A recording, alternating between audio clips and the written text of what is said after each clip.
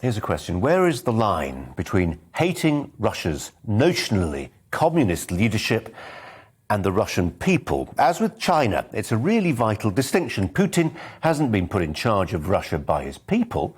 He's never won a free and fair election. So we must avoid heaping the sins of Russia's leaders on the people of Russia. Now, for all that Piers Morgan may say to the contrary, we should not be flirting with war against Russia in Ukraine. We can't risk a nuclear conflict. So that leaves us with things like sanctions. Not just trade, but bans on everything from Formula One to the Paralympics. Nobody will stomach the sight and sound of the Russian flag and anthem at a sporting venue right now. But some people have gone further. In Italy, lecturers briefly banned the study of the great Russian novelist Fyodor Dostoevsky.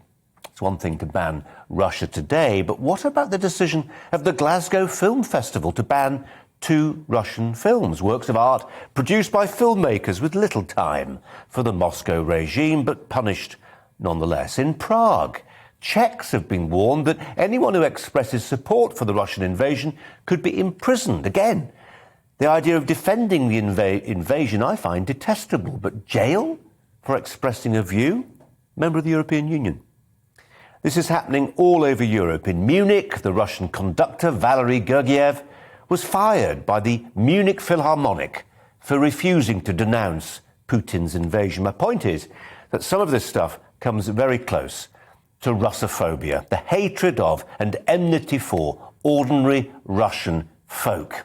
And many of the people who are doing it would be exactly the same people who would have been appalled at the idea of prejudice against, say, innocent Germans living in their countries in the run-up to World War I or II.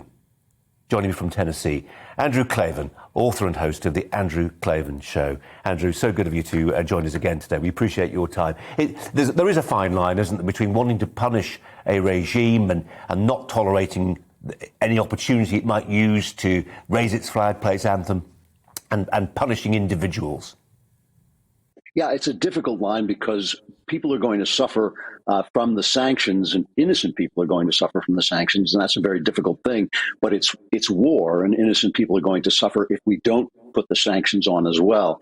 The irrational reaction of banning Dostoevsky or banning a conductor, I really think that that's an expression of self-dislike, of self-disgust, because we got into this situation. It's not the West's fault we're in this situation. It's Putin's fault.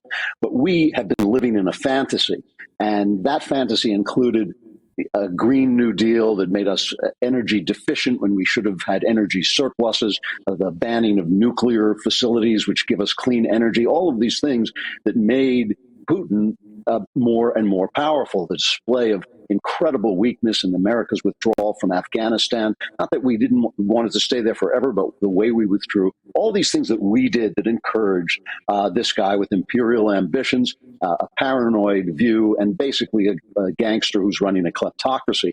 So now we have to respond. We have to respond. And as you say, we don't want a hot war. We don't want to get into a nuclear throwdown with Putin. But that means we have to find some ways to respond. And people overdo it, I think, because they realize that part of this situation is due to us and due to our behavior and due to our fantasy life that we could basically trade with Putin values free. And that's just never true. The guy who seems to have gotten it right, to my mind, as well as the admiral you had on before, is the Chancellor of Germany, who understands that this is a literal wake-up call, a call to wake us up from the daydream of eternal peace and globalism and all those things that our elites have been pushing on us that simply do not work.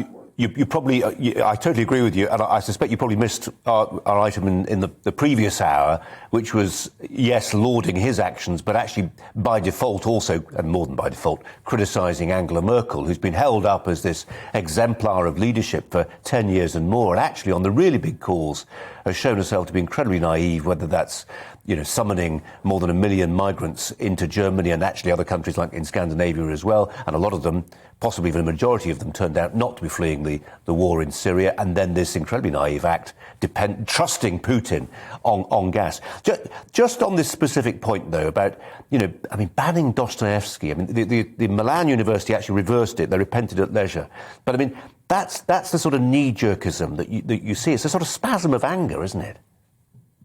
It is a spasm of anger. And like I said, I think it's more anger at ourselves than it is anger at the Russians. It's trying to do more than we're capable of doing because we did less than we were capable of doing before. Dostoevsky happens to be just about my favorite novelist in the world. And Me too, Andrew. Me too. Yeah, the idea that he should be punished for the Russian regime that he would have detested is absolutely absurd. And again, there are people out in the streets of Moscow protesting this war, which requires a kind of courage that we in the West actually don't need in confronting our governments, even though we like to swagger around and pretend that we're the resistance, that we are speaking truth to power. Really in the West, it's a pretty easy call as long as you don't live in Canada to stage a protest. And so when you see people in Moscow staging a protest, you have to take your hat off to them. You have to say, no, they're really brave people in this place, and they don't have the control over who's in charge. And Putin is a genuine gangster. He is I always say he's not crazy like Hitler, but he's evil like Hitler. And in some ways, madness was Hitler's weakness, and Putin doesn't have that weakness. He acts very, very rationally, and that makes him very frightening.